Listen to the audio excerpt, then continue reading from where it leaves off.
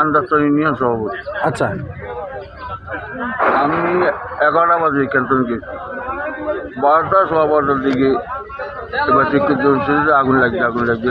দাঁড়িয়েছি, দাঁড়িয়েবার পরে যে আগুন পেট্রোল দিয়ে আগুন দিচ্ছে, এই জন্যে মোদি মাল আছে, আমার অফিস আছে বিএনপির, এবং চা দোকান একখান আছে, ডাক্তার দোকান আছে, তারপরে ডাক্তারের দোকানও বোধহয় 5 লাখ টাকার মাল আছে, আমার মুদির দোকানও বোধহয় 2-3 লাখ টাকার মাল আছে, তার দোকানও এখান দিয়ে বোধহয় 1-1.5 লাখ টাকার মাল আছে, টিভি টুভি আছে।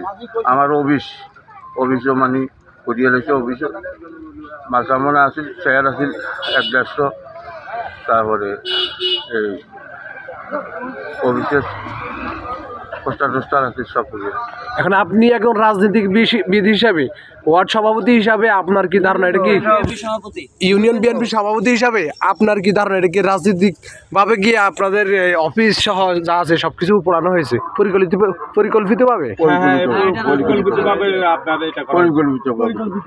বলেন পরিকল্পিতভাবে। আমার পরিকল্পিতভাবে এটা এই দোকানপাট পোড়ানো হয়েছে।